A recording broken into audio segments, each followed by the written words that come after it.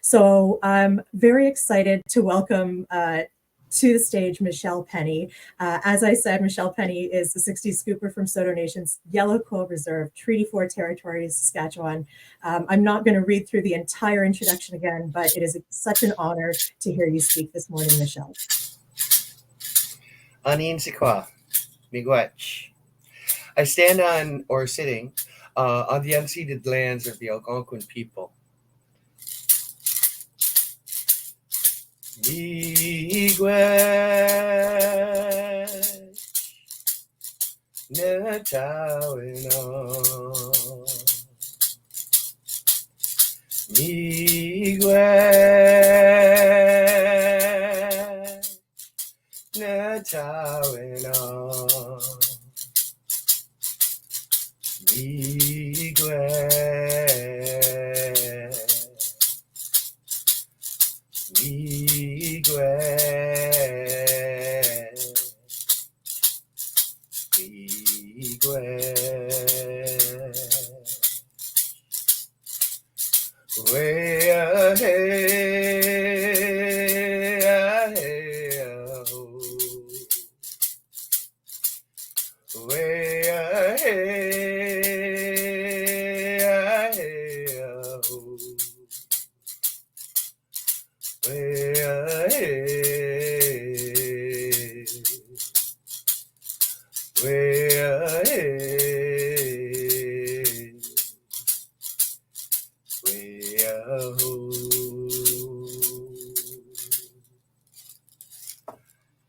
Anin Sikwa. I grew up being guilty for stuff I had not done or even thought of doing. I was guilty because their perceptions of me was the exact opposite of any other kid on the block. My name is Michele J Penney. I am a Saulteaux from Yellow Quill Reserve, Saskatchewan, Treaty 4, and I am a 60 scooper. I was adopted into a white upper middle class family, and for the rest of my upbringing with them, I could not become the perfect white girl that would impress the neighbors. No matter how hard they tried, they could not stop me from being an Indian.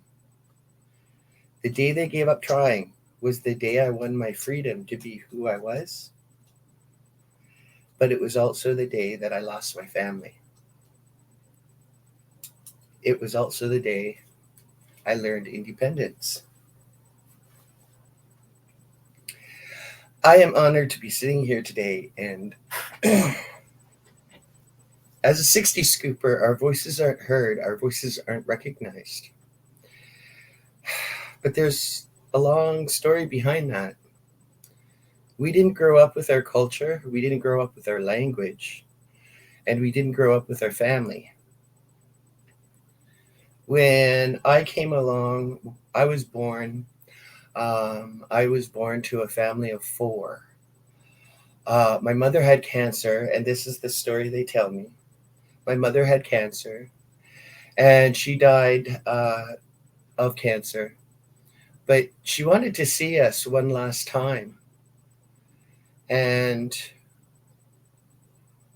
they couldn't find us because we had already been scooped. So my mother did die alone in the hospital without being able to say goodbye to her children.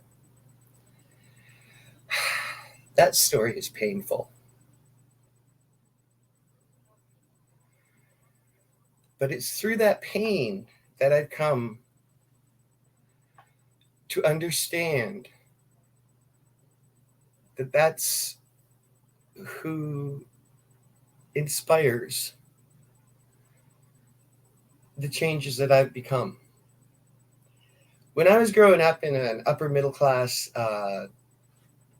family, my dad was military, my mother was a stay-at-home wife, and it was a very strict world that we lived in. Rules that had no rhyme nor reason, and things I never understood. So I rebelled against them, and I was the child that they really regretted adopting. So I did everything I could to make their lives miserable. But at the same time, it wasn't really to make their lives miserable. It was to find out who I was. I was always lonely. I could never feel that loneliness growing up. And no matter how hard I tried to fit in, I just never did because I couldn't think like them. But I could see what it was that they were doing, and that's where I look at things differently today. I went through my childhood not really knowing who I was and knowing I didn't belong. And yeah, there were bad things that happened and stuff like that, but that isn't what my story is about. It's about my discovery home, the home that I knew that I came from. And it was the meeting of my family and being able to learn from them what I didn't learn in the other world. I learned some stories that were very hard to hear, and I also learned about my kokum, who spoke her language, whom I had to have a translator. And some of those stories are awesome for the short period of time that I was able to be with her. But I really noticed my difference when I went back to my family because they lived on the plains, they lived on the reserves. That was their life. And I lived in the cities and I was totally citified with the language that not even people really were keen about. And a good example was when I first met my aunt and uncle, I was sitting there talking to them about a particular event that happened in my life when I was younger. And I said, and I really felt ostracized. And I continued with the story.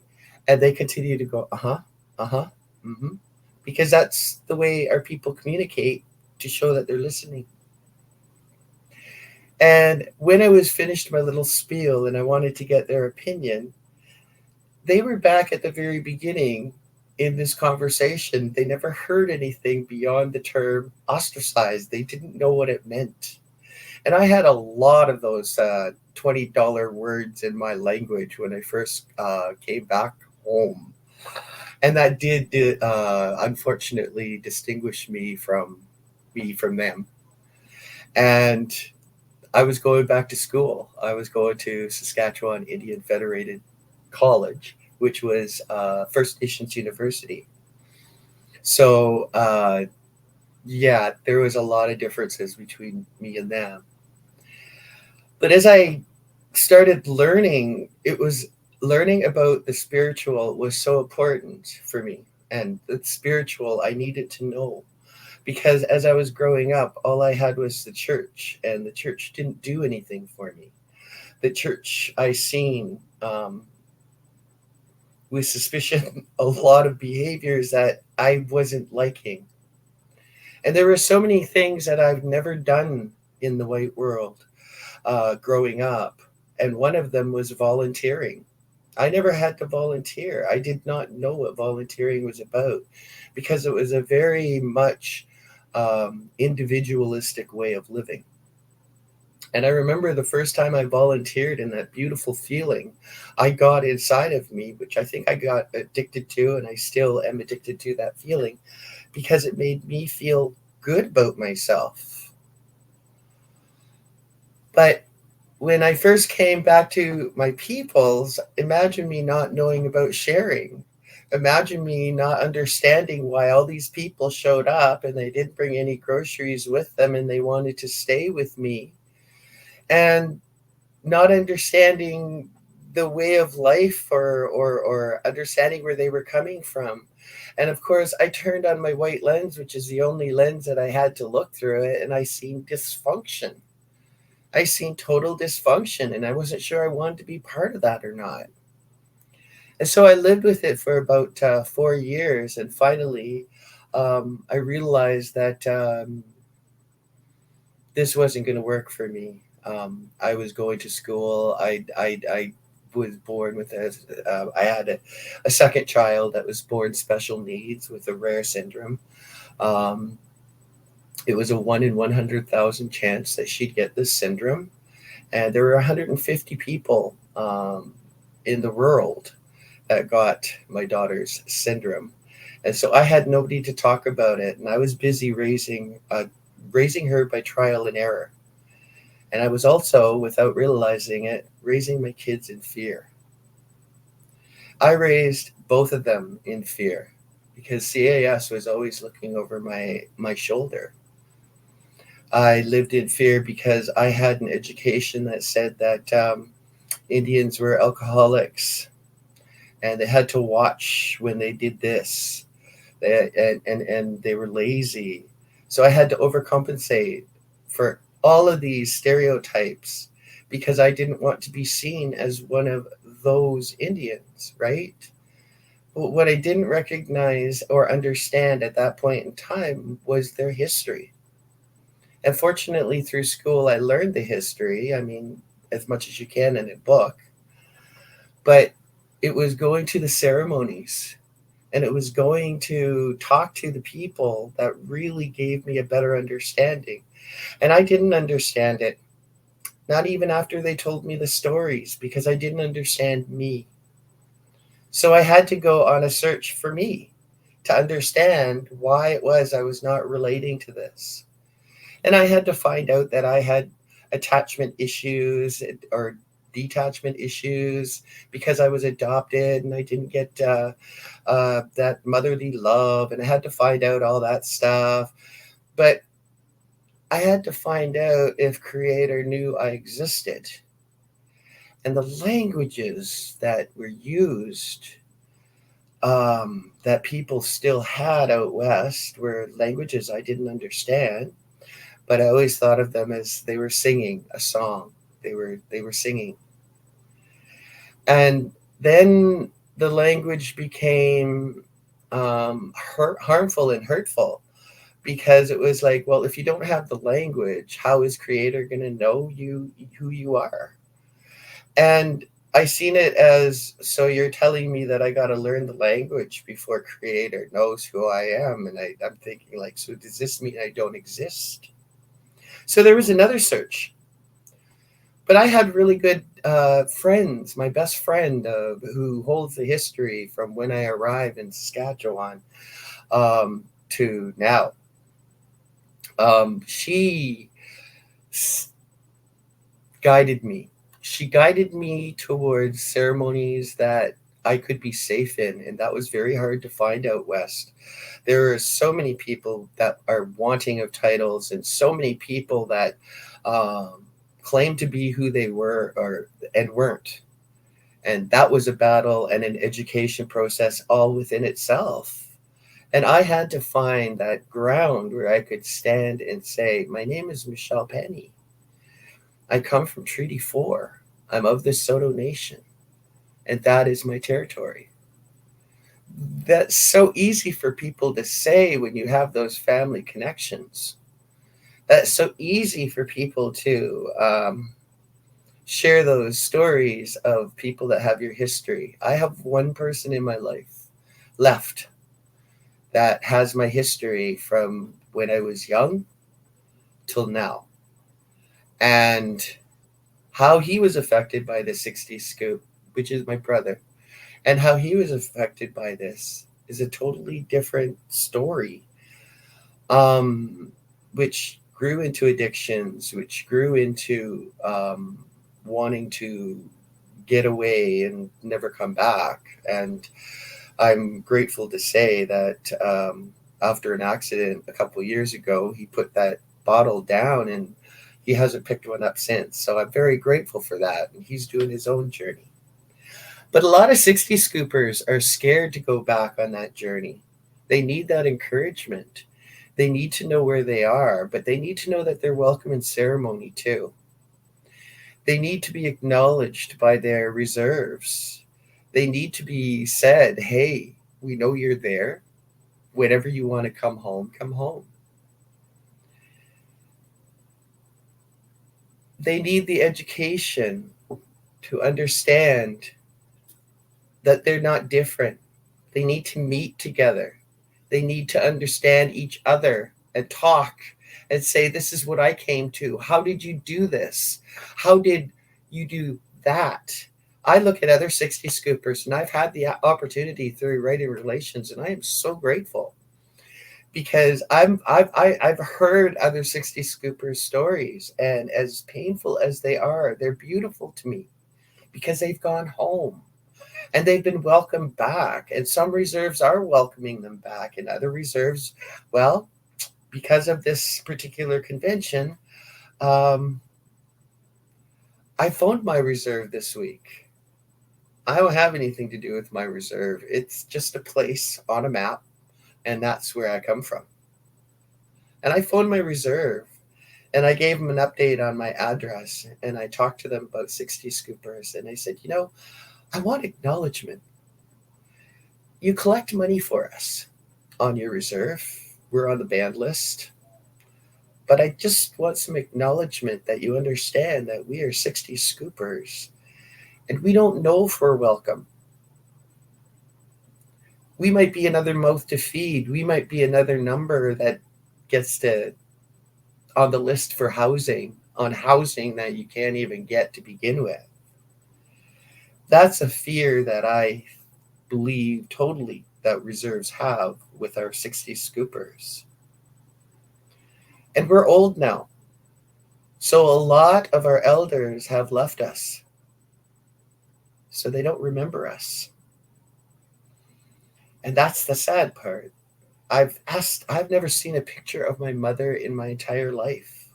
My kokum I've seen and met and talked with.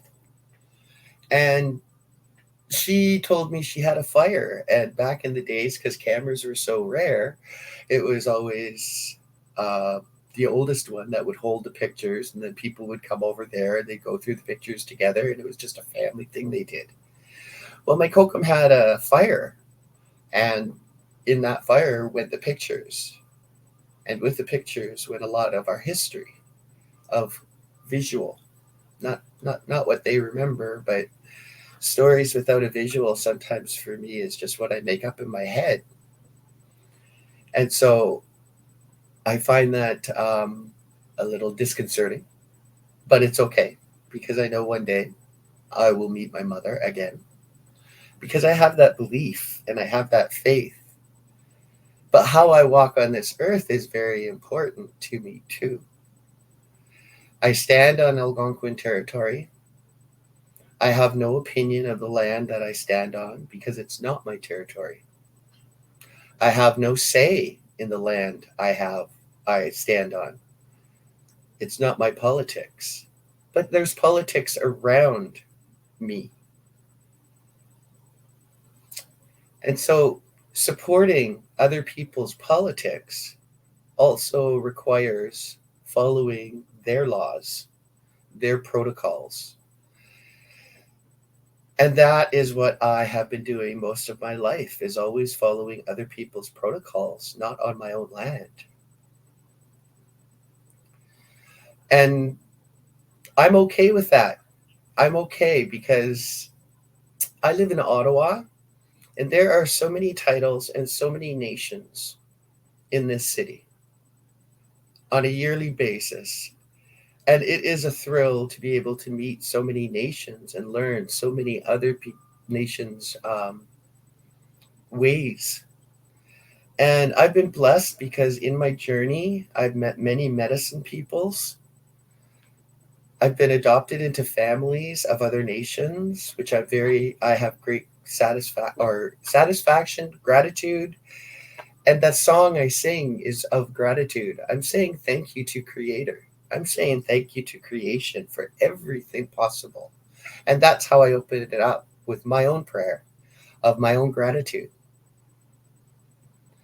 Now, I'd like to be able to talk about a couple of things, because one of the things is I really like to focus on, especially for our youth, is that decolonization.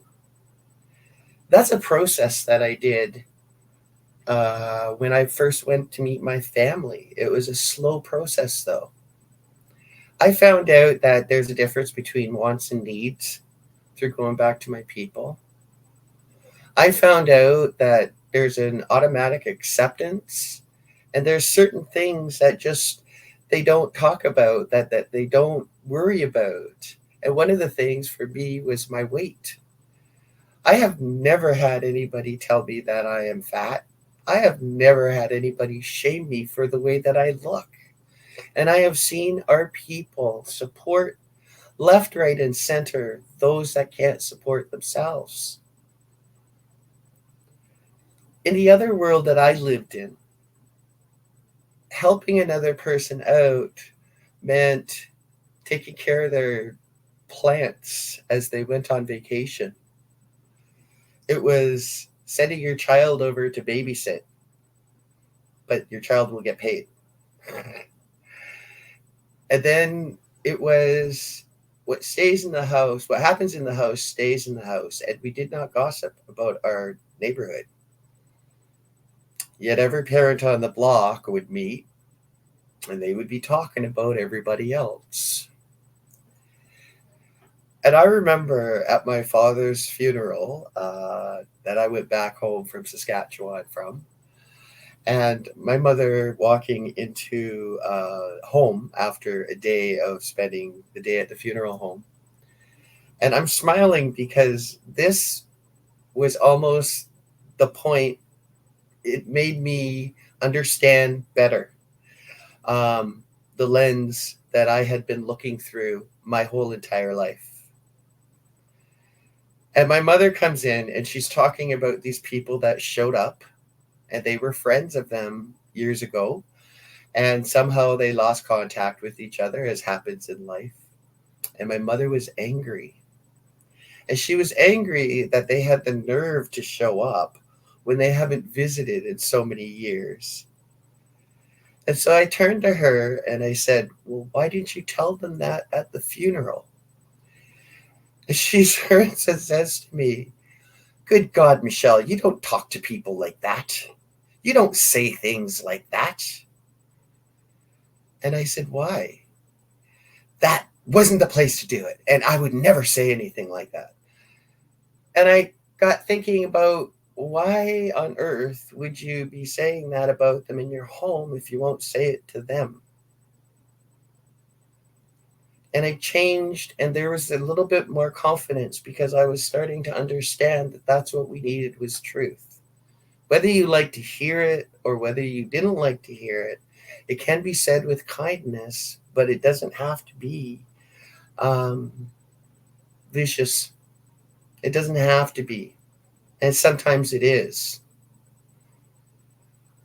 And my feelings for what it is that I've done throughout my life after I left home was always going for the underdog. I became an outreach worker, and I've been with the homeless. They're very much a part of our community. And I've taken the time to get to know them, and the intelligence and the security that they get, that they form for each other.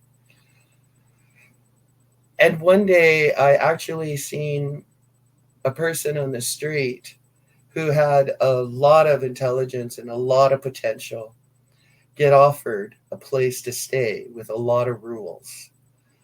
And he said, he says, this is my family here. And he said, I can't move forward without them moving forward. That's just not the way I'm thinking. So you give that place to somebody else who's willing to follow those rules. And I had the most amazing feeling that came inside because I've questioned rules my whole entire life. I don't accept a thing at face value, and I'm always waiting for that other shoe to drop, and 9 times out of 10 it does drop. And that's the beauty of being able to hear other people speaking, because they could teach you no matter where they be.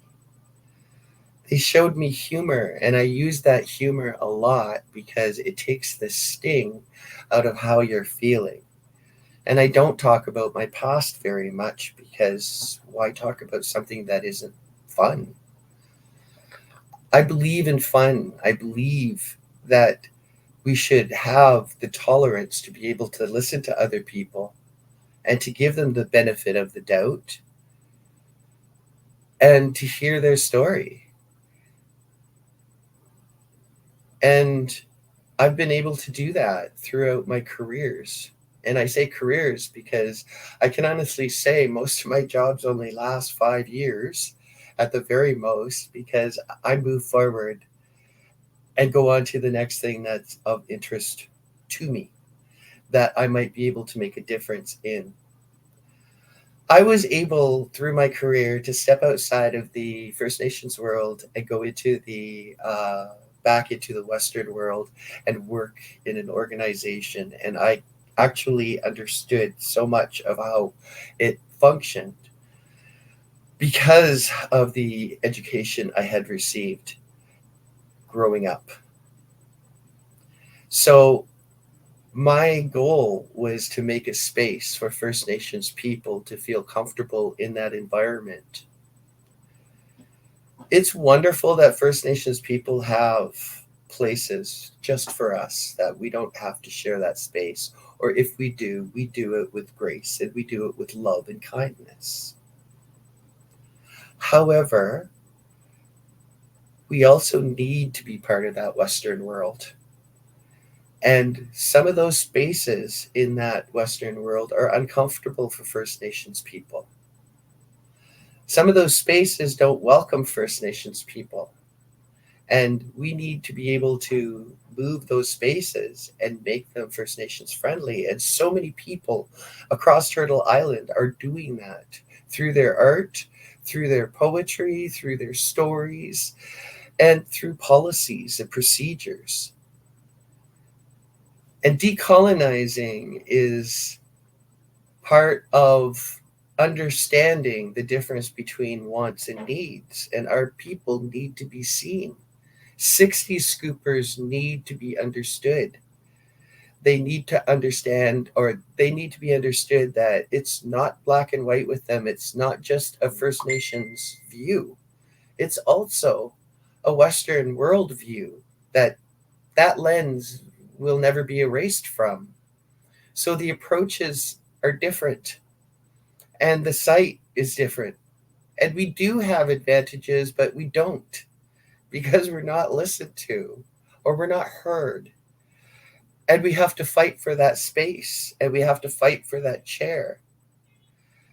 And then we have to explain ourselves as to who we are and why we are there. And who do you represent? That's the worst question to ask. Because who am I supposed to represent? The Algonquins, whose land I stand on? My people, whom I have no relationship with, very little relationship with? The many nations in this city, do I stand with them? That's where I stand. Because that's who I've learned from. Many, many nations. And I've been lucky because it's not easy to take that step forward into that Indian world, into the world of ceremony. It's not easy because if you don't offer that hand, the experienced person doesn't offer that hand to guide you in and tell you what's going on. You just might get yourself into trouble. And I have many times. So one day an elder was speaking to me and he said to me, if you dream of a Sundance the night before and the next day you make it so, you've just gone from kindergarten to university with no education in between.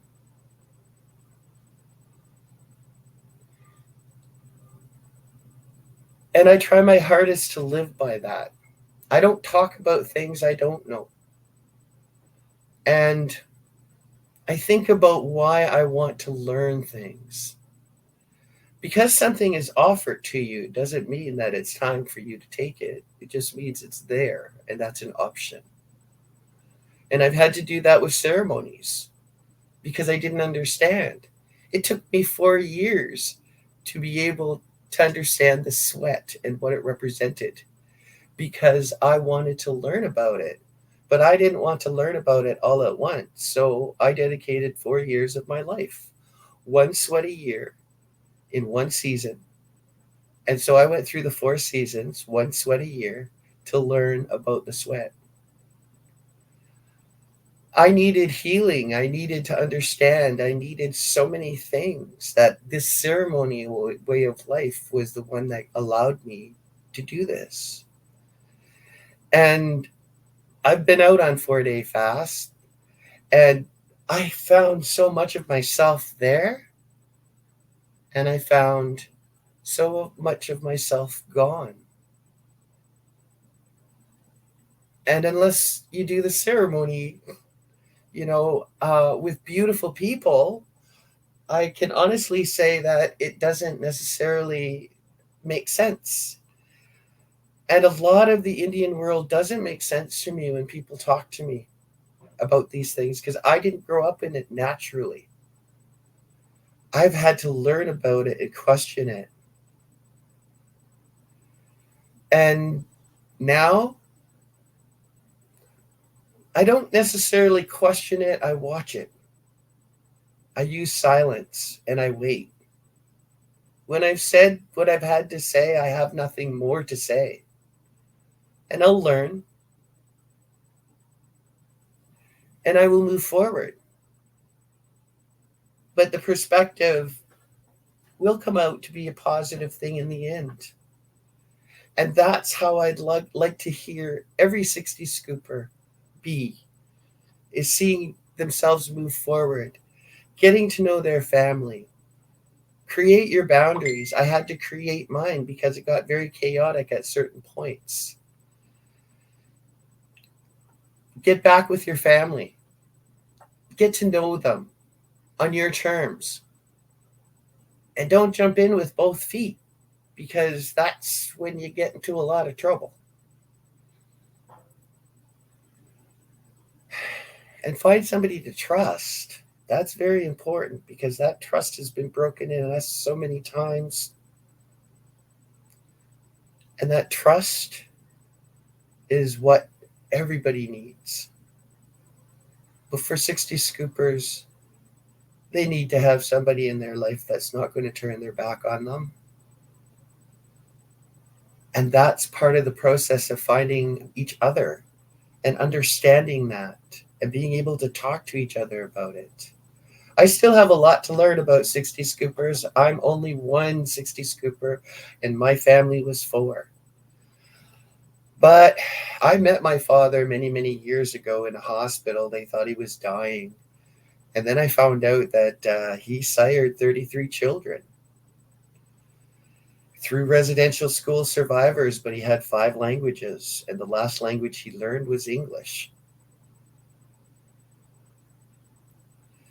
So there's a lot to learn in our future, but I really want everyone to know that it's fun. You can make it fun. You can make it alive. You can make mistakes, and that's okay.